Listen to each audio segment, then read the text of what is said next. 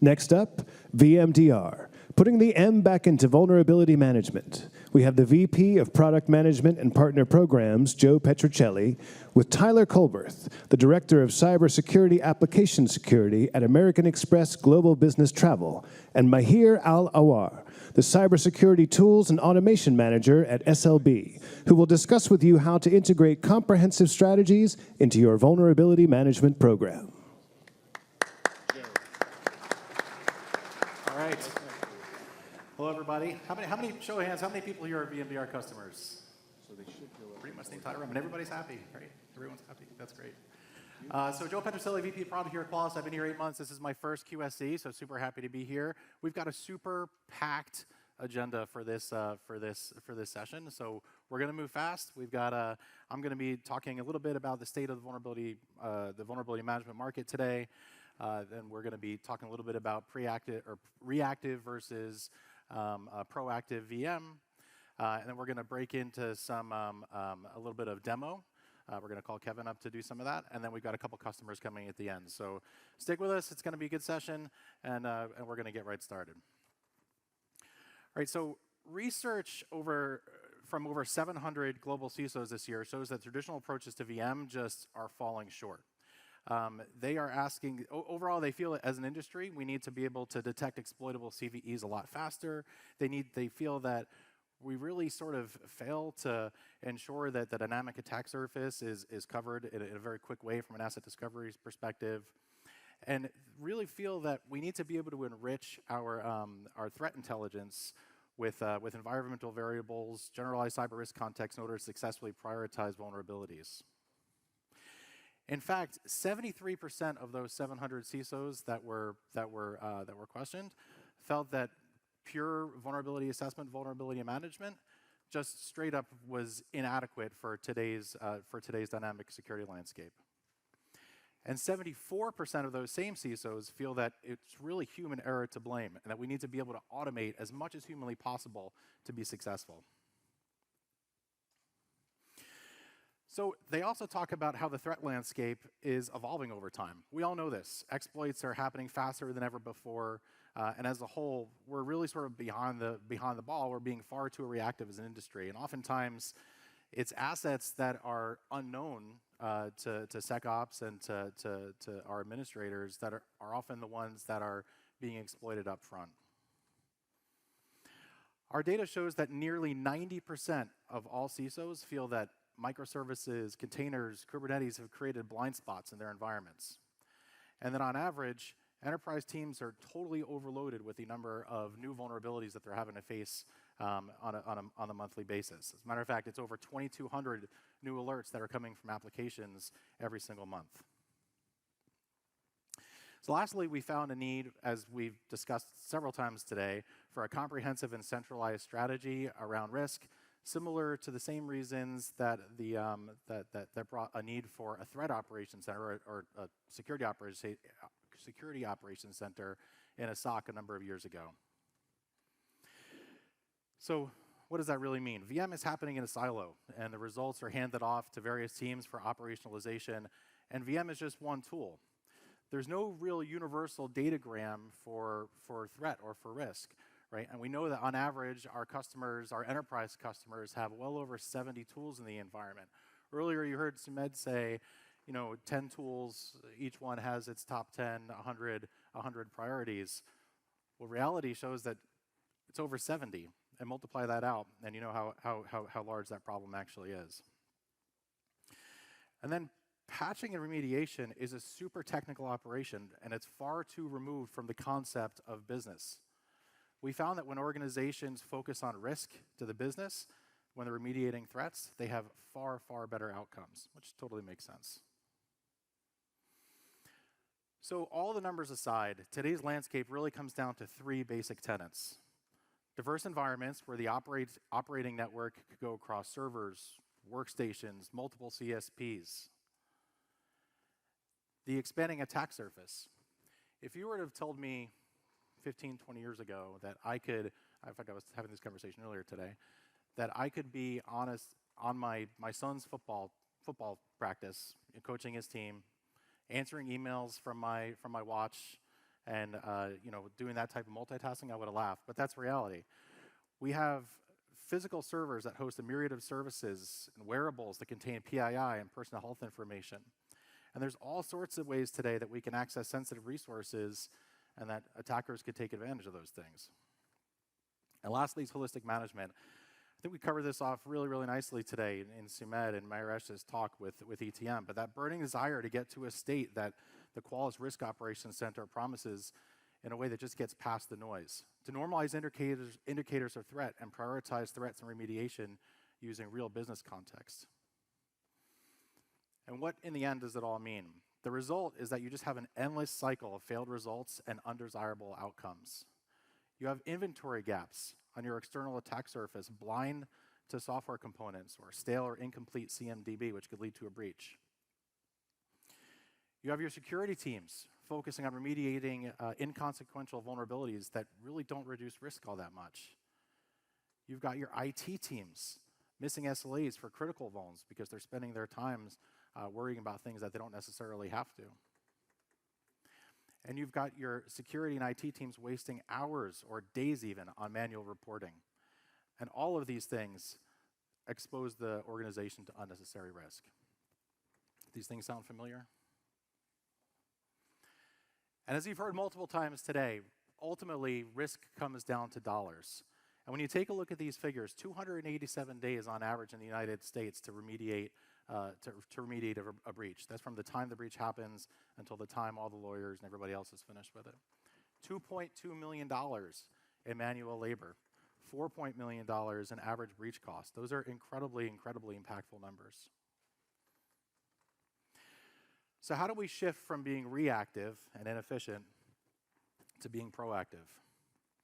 When we talk about being proactive versus reactive, we're really talking about four things. We'll get into a little bit more depth on the next slide. The first is identifying assets. So like I said earlier, we can't manage what we can't see, and we can't secure what we can't manage.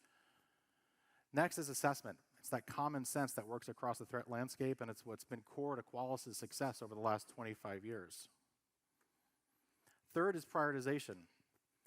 It's critical that a system is in place that allows you to look across your ecosystem and prioritize with business risk in mind so that your resources are focusing on the things that are most important first. And lastly, response, or the allocation of resources that's in line in a way that's going to help with the prioritization that we did in the previous step. And it's a continuous cycle. So let's dig in just a little bit deeper. So to be proactive, went too far. See if the back button works. There we go. So to be proactive, you really need a solution which has incredible coverage across CVEs, the SysAkev, one that has 6 sigma accuracy. You want a solution that has a variety of sensors across the ecosystem, whether you're talking about virtual or physical, data center, mobile. And you want to be able to integrate with any reporting tool that you see fit in your environment. You need to be able to assess for inventory and do vulnerability assessments alike to track for not only things like patch Tuesday type vulns, but software composition, misconfigurations, things that can lead to regulatory issues. You want to be able to prioritize using modern, established research methodologies and have those correlated with different threat intels that are available throughout the ecosystem. And lastly, you want to use industry ITSM standards like ServiceNow, Qflow, Jira, in order to automate your workflows across different mitigation strategies or with things that are native to your own tool sets. Okay, so in the end, proactive prioritization boils down to 3 buckets as it relates to real-time indicators of threat. First is continuous monitoring. You need a unified view of risk across any part of the attack surface. Legacy vuln management tools do not give you this type of inclusion or commonality in language. Second, you need to incorporate dynamic, updated, and automated threat intel to help improve your ability to prioritize cyber risk alongside of business risk. And lastly, we need to break down the walls between IT and security. You've heard this a few times today, but patching and configuration management do not need to happen in a vacuum. Separation of duties is one thing altogether, but the ability to automate remediation of critical vulnerabilities and configuration of patch jobs in the same exact system that you're doing all of your prioritization from is incredibly powerful from a time-saving perspective. And lastly, you can't do this manually. So everybody raised their hand earlier, and we are lucky in 2024 that there happens to be a single solution in the industry that allows us to do all the things that we've discussed so far. A single solution that allows you to automate the discovery of assets and vulns across the entire attack surface. One that allows you to orchestrate, remediate, create robust reports. A single solution which allows you to monitor digital certificates and regulatory compliance. I think you all know where this is going, and that is Qualys VMDR. So VMDR is the only solution in the industry which allows you to truly measure, communicate, and eliminate your cyber risk. So given the audience, we're not going to spend a whole lot of time talking about the basics of VMDR, but we will recap just some of the things that VMDR actually provides you. So Qualys VMDR may be just part of the overall TruRisk platform, but it provides an incredible amount of value in automation. It provides the ability to use an enormous variety of sensors to identify assets and vulns, like from scanners, passive sensors, and agents, to cloud connectors and APIs. It provides the ability to integrate with ITSM tools or our native remediation capabilities, like patch management. It provides full visibility over the entire digital certificate lifecycle and so much more. Sandy Potdar is going to be doing a talk on TruRisk tomorrow. I highly suggest you go see it. We're going to be covering off a lot of the things that are going to be new and exciting when it comes to TruRisk. So you definitely want to go see that. But what is TruRisk? TruRisk is the most accurate, real way to measure and prioritize cyber risk. It lets us quantify risk across vulnerabilities, assets, asset groups, business units, geographical locations, et cetera, and helps us measure and prioritize those risks accurately. Unlike CVSS and EPSS, it helps us accurately prioritize risk not based on the severity and the likelihood of exploitation, but based on actual evidence of exploitation and enterprise business context. And how is it that we do it? We ingest both CVSS and EPSS, and every day we ingest real-time indicators of threat intelligence from over 25 third-party threat sources. Things like MITRE, Sysaket, Reversing Labs. So you don't have to buy those things and use an Excel pivot table or custom scripts to stitch all those things together in order to get value. We combine all of that and then normalize it. We correlate it, we duplicate it, we contextualize it for each and every single vulnerability and asset in your environment, and then generate a custom score, which we call TruRisk. So what does TruRisk provide? TruRisk really helps us prioritize 93% fewer vulnerabilities compared to CVSS. And that's a huge difference. You don't have too many vulnerabilities like you do with CVSS or too many false positives. You don't have too few vulnerabilities like you do with EPSS or too many false negatives. What you do have is the right set of vulnerabilities. And again, I'm not saying that CVSS and EPSS are bad.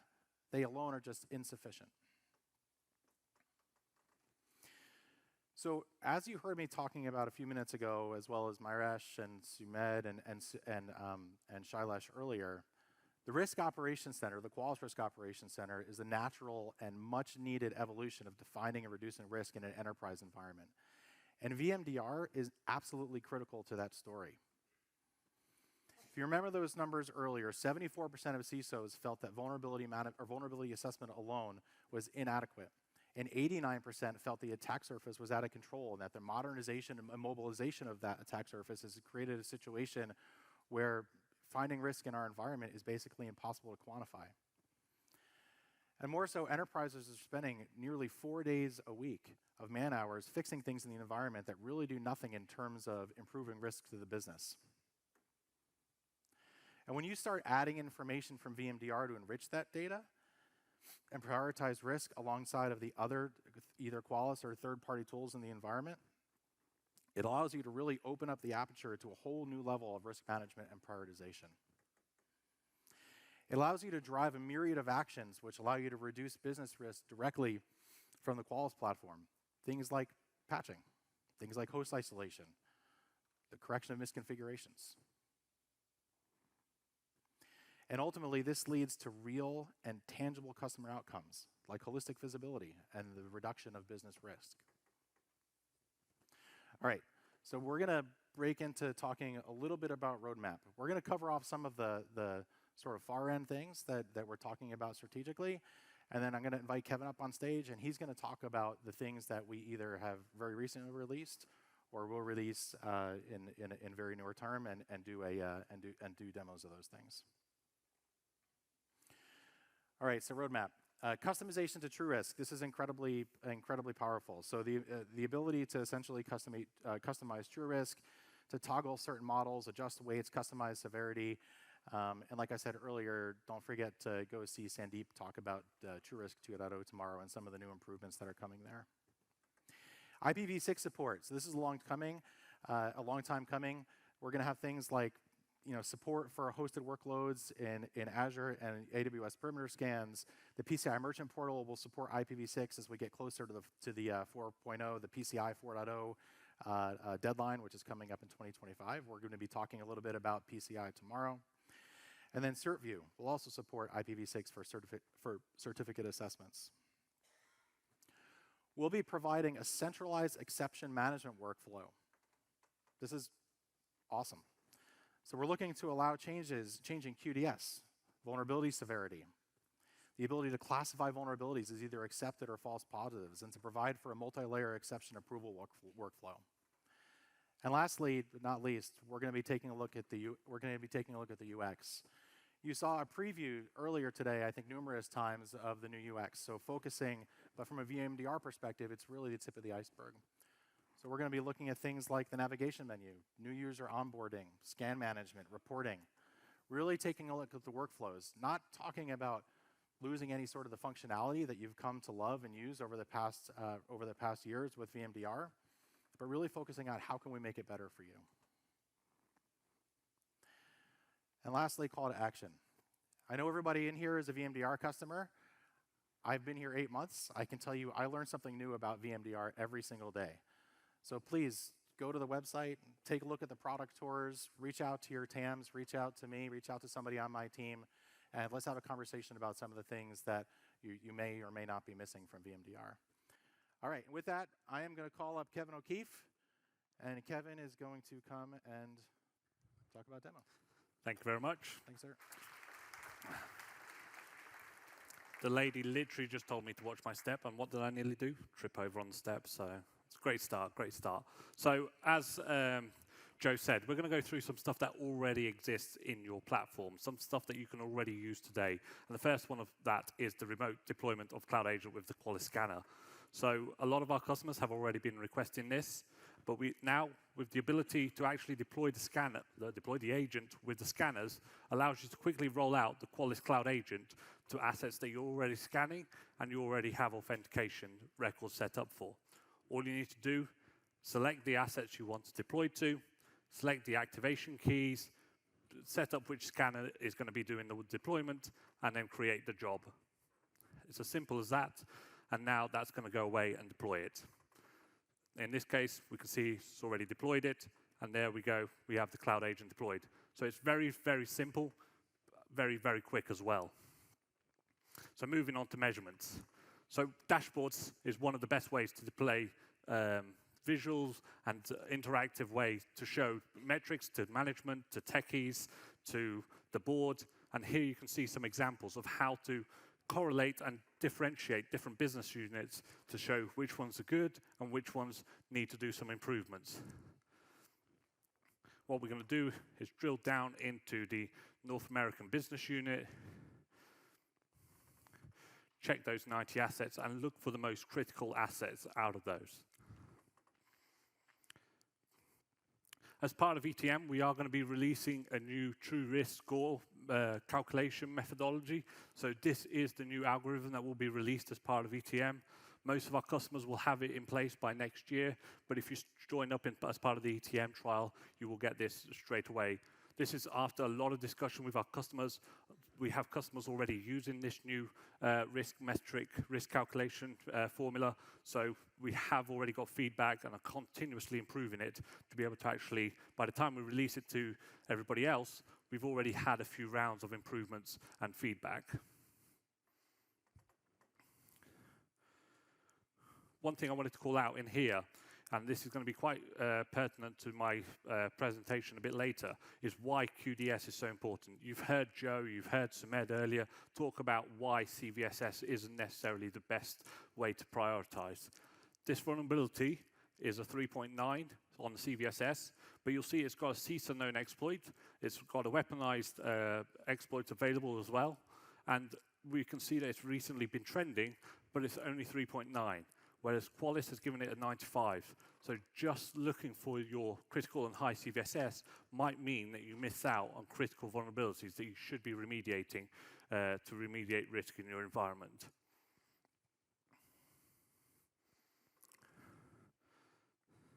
So with the ETM, it's not just around vulnerabilities, but we also look at unauthorized ports if you've got cybersecurity asset management, end of support software, missing required software, and unauthorized software when it comes to calculating that true risk score. And all of our customers also do get the ability to use software composition analysis if they have the Qualys Cloud Agent deployed. So if you've got the Qualys Cloud Agent deployed, you can today, right now, if you wanted to, go in and enable software composition analysis and see all of the vulnerabilities, not just on your assets and the softwares, but actually what makes up those softwares as well. I warn you now, be careful. Enabling this, your number of vulnerabilities will shoot up. So communicating risk. So one of the things I always get asked by my customers is, how can I differentiate vulnerabilities from OS versus applications? Well, now we're going to give you the ability to tag vulnerabilities. You've been used to tagging assets. Now we're going to give you the ability to tag vulnerabilities, just like you can see here, where I'm going to tag those software composition analysis vulnerabilities. There we go. And then we can use that for reporting, dashboarding. And in this case, I'm actually going to create a response where I'm going to do an action of creating a ServiceNow ticket. So going into my rule, and if we look at the query here, we can see that there's not only a tag name under the asset, but we also have a tag name under the vulnerability. So this, in this case, is my Python vulnerabilities, but there's nothing stopping it being OS vulnerabilities or third-party application vulnerabilities, if that's how you want to differentiate between who needs to patch what.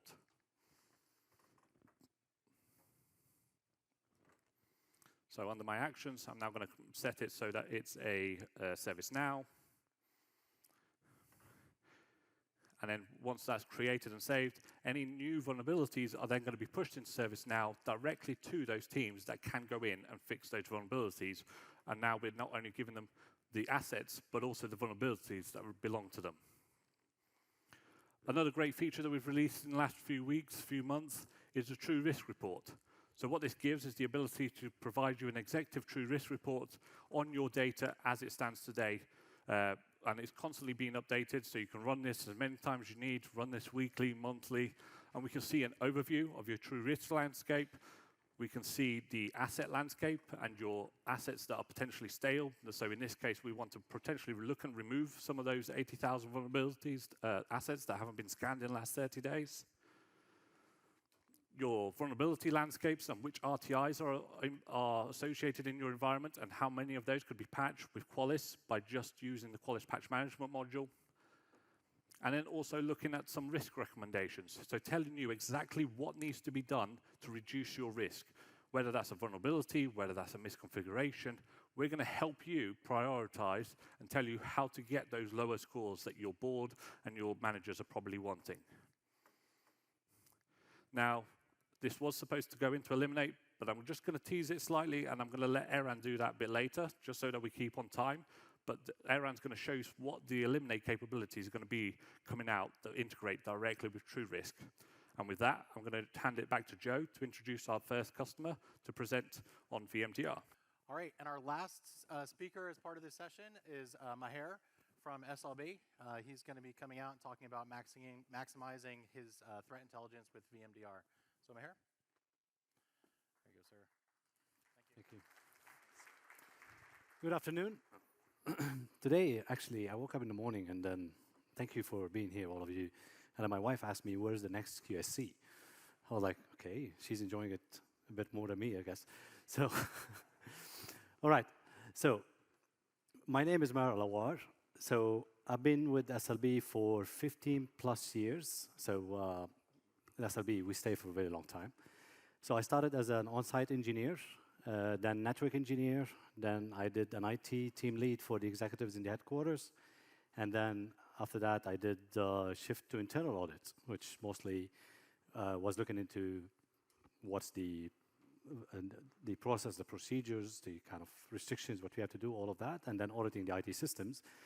And as well, then I moved to cybersecurity, which was my passion all the way. So I was the IT manager for the physical security authentication, where I was called to do the program, and then responsible for the badge and the authentications for physical security, CCTV, and all of these kind of things. And then I was called as well to do the vulnerability program manager and the building the program. And this is what we're going to be talking about in details today. But today, my position is mostly the cybersecurity and operation for tools and management across the company, which I take care of all the SIEMs and SOARs and all the tools that use for security operations. So, in summary, I was the IT guy, and I was the network guy, and I was the IT guy for the executives, then the police, then the vulnerability management, which is they call me, everybody runs from because they have a problem if they see you. And then right now is the IT security operations. All right, so let's talk a bit about SLB in general. So SLB, we got rebranded recently from Schlumberger to SLB. We added to our profile as well technology, and then, of course, new energy. So we're almost 100 years old. We're getting there. And our headquarters is in Houston. And our focus is energy. Today, we're going new energy and technology as well. So enough about me and SLB. Let's talk a bit about what is our vision. Our vision is really about automation. So we all believe that vulnerability is going to come every day. There is no way we're going to live another day without vulnerability. Every day we're going to have a new one, and every day we're going to have a critical one, every day we're going to have a low one. So all of that will come together. So in order to keep up with the vulnerabilities in a company operating in 85 countries under a very complex processes around, there is no way without automation. That's our key of success. So let's talk a bit about how did we get there. So I'm going to give a couple of use cases and how did we introduce our vulnerability management and how did we actually make it as efficient as it can be. So in SLB, we have offices, we have bases, we have manufacturing location, we have R&D locations, we are in a well site, we are on remote locations, we are in the cloud as well. So all of that, as you can imagine, it brings a lot of complexity in terms of building a program. At the same time, we operate in 85 countries, so you have the restrictions, you have the isolations, what you need to do, what you can't do, all of these kind of legal matters that goes together.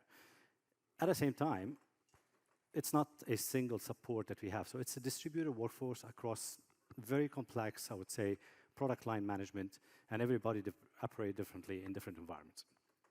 So how did we do it, and how we were able to kind of make it a success using Qualys VMDR? So we started with a very simple kind of baseline. So you have to make sure you know you cannot succeed without very, very important 4 components: the baseline, your architecture, your asset inventory, and your leadership support. So these 4 gave us the opportunity to go deep into what we needed to really achieve. So how we did the optimizing the process for security, how did we increase our MTTR, how did we make it more better? So because we operate in a very robust infrastructure and we have a very good visibility on our security zones and the baseline architecture, we were able to deploy our scanners across the whole company in an automated fashion, not only to scan, but as well to specify our option profiles that's used per asset, per location, for efficiency in scanning with less business disruption. That was the goal of this. So for example, what we did for so we operate in vertical areas. So we have North America and South America. You have Europe and Africa, and you have the Far East, all of it together. So we put our scanners in North America, and we make sure that our profiles are defined by the tagging of the assets. That gives you the opportunity to change the option profiles based on the type of the asset, so you don't cause any business disruption. That let us go from server's perspective to OT environments at some point, where you can actually modify these kind of option profiles to make it more efficient. In addition, what we have done in this area is mostly we reduced the false positives to a very minimal level. Remember, firewalls and scanners, they don't like each other. So that's where you get it down to it. So now let's move on from the scanners. Let's talk a bit about the managing, how is the prioritization that we have done. So with the flexibility of the API, so we take out our vulnerability data, and then in legacy mode, we actually enrich it with threat intelligence, and we add the business context to it, and we do all of that. So with TrueRisk, recently that was upgraded, I believe, in November 2022. So we were maybe the first company to kind of get our hands onto QDS specifically. I'm not talking about the old QRisk, so we get our hands on QDS. So QDS is a good factor that gives you prioritization. It gives you threat intelligence, who are the threat actors, what are the CVEs, the APSS scores, all of these kind of good information about a vulnerability in order to prioritize. So we took this information and we adopted it, and we did a comparison with our legacy way of working. And it seems to have matched to a certain level, where we kind of accepted the enrolling to a wider area, while we kept our crown jewels on the different areas. Then, when we did this area, actually we found a different opportunity that you can actually do with it, which is mostly, why don't we do hunting? How do we get into a 0-day faster than everybody else? So remember, in Qualys, you do get today the asset inventory. You have your asset inventory. You're getting threat intelligence. You're getting threat actors. So let's say your CISO comes to you and says, we believe that one of the bears or one of the kittens of the threat actors, they're actually following us. So what can we do about it? How much impact we have? How much visibility we can get into? So we built a process out of the box, which is mostly built by us out of Microsoft products, where our analysts will be able to go and then specify any characteristic of the vulnerability, which includes the name of the threat actors, the CVEs, anything you can think of. And then they will be able to analyze the information. And then within 5 minutes, everybody responsible in the company for these specific CVEs that's related to the threat actors, they will receive the email and escalation as well on top of that. It depends on how you receive it.